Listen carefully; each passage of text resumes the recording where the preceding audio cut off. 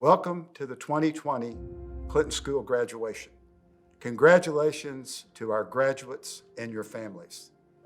While I had hoped we could gather together to celebrate the first EMPS class and the 14th MPS class, that's not possible due to the coronavirus. Still, not even a deadly pandemic can stand in the way of this special occasion. So through the authority invested in me by the University of Arkansas Board of Trustees, I confer the Master of Public Service degree to those meeting all qualifications. In preparing these remarks, I thought about the last pandemic in 1918. In addition to the flu, World War I was also raging. In the fall of 1918, against the advice of some medical professionals, a well-meaning Liberty March was held in Philadelphia to promote the sale of war bonds. Thousands of people came together. 6 days later, the city had 656 cases of the flu and 139 deaths. In 4 weeks, there were over 40,000 cases and almost 13,000 deaths. I'm holding the diary of my grandmother, who was a teenager in 1918 during the pandemic. And when she let me read this diary for the first time and showed it to me, I asked her why this section of the diary, these pages, were removed. And she said they were too painful for her to reread, that the flu deaths, the tragedies involved, including the death of her boyfriend, was just too hard.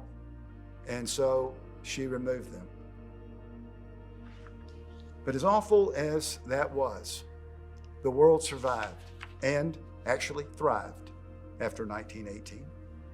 And we will survive and thrive after 2020. While we can and we should learn from history, we certainly don't have to repeat it. Even in 1918, visionary health professionals were advocating physical distancing. When we started the EMPS, we had no idea how much it would prepare us to make an unexpected end-of-year transition from on-site to online classes. So to the inaugural EMPS graduates, knowing you experienced some early frustrations, thank you. And please know how proud we are of you. Several years ago, at the suggestion of then student and now U.S. Army officer Nicholas Hall, we incorporated giving as part of graduation. We do that by supporting a local organization. This year's recipient is the Ronald McDonald House Charities, a multi-year Clinton School partner. More information on how you can help this effort can be found in your graduation email. I must say, I've never been part of a commencement where in a matter of days, career prospects went from some of the most optimistic to some of the most challenging.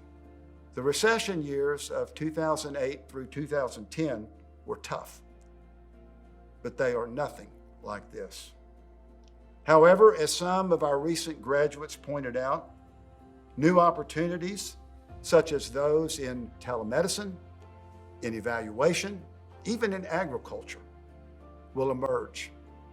Help create them. Be on the lookout for them. The skills you learned, the experiences you gained at the Clinton School will serve you well.